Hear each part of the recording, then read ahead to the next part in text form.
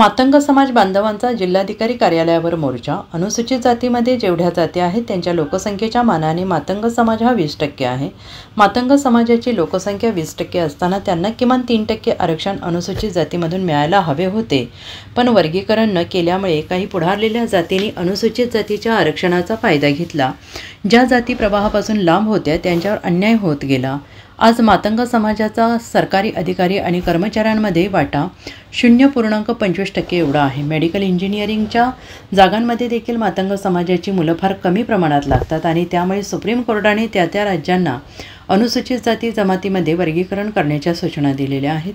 एकनाथ शिंदे असताना त्यांनी अनुसूचित जातीमध्ये वर्गीकरणासंदर्भात कारवाई सुरू केली, पण त्यानंतर देवेंद्र फडणवीस हे मुख्यमंत्री झाले आणि ते मात्र वर्गीकरणाची कारवाई करताना चालढकल करत आहेत। त्यांनी 2 वेळेस वर्गीकरणासाठी मुदतवाढ दिलेली आहे, त्यामुळे कुठेतरी मातंग समाज प्रचंड दुखावलेला आहे आणि हा दुखावलेल्या मातंग समाजाने आज हजारोंच्या संख्येनं परभणी जिल्हाधिकारी कार्यालयावर मोर्चा काढला। मातंग समाजाला जर देवेंद्र फडणवीस यांनी न्याय दिला नाही तर येणाऱ्या काळात मातंग समाज भाजपला त्याची जागा दाखवेल असा इशारा देखील दिलेला आहे। जातीच्या आरक्षण वर्गीकरणाचा विषय अनेक वर्षापासून म्हणजे जवळपास 25 वर्षापासून महाराष्ट्रामध्ये रेंगाळत पडलेला आहे।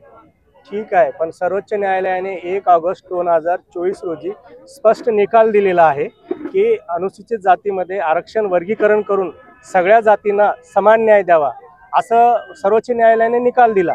त्या निकालाच्या अनुषंगानं इतर सर्व राज्यात ज्या राज्यामध्ये आरक्षण वर्गीकरणाची मागणी होती त्या दक्षिणेतल्या आणि उत्तरेतल्या सगळ्या राज्यामध्ये आरक्षण वर्गीकरणाची अंमलबजावणी तिथल्या सरकारनं लागू केली, परंतु दुर्दैवानं महाराष्ट्रामध्ये सरकार अजूनही 1 वर्ष झालं बदर समिती नियुक्त करून यासाठी म्हणजे आरक्षण वर्गीकरण करण्यासाठी एक न्यायमूर्ती बदर समिती नियुक्त केली।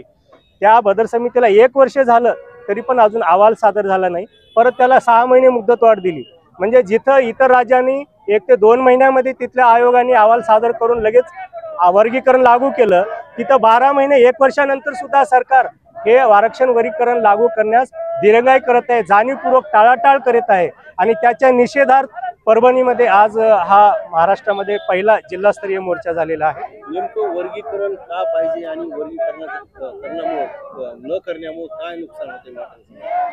तर कसं आहे की अनुसूचित जातीमध्ये या प्रवर्गामध्ये 59 जाती आहेत आणि या 59 जातीला 13% आरक्षण आहे, परंतु या 13% आरक्षणाचा लाभ जो आहे ते 75 वर्षापासून जेव्हापासून याची संविधानाची किंवा आरक्षणाची अंमलबजावणी झाली तेव्हापासून या अनुसूचित जातीमधील महाराष्ट्रातल्या 59 पैकी 2 ते 3 जातींनाच होतो।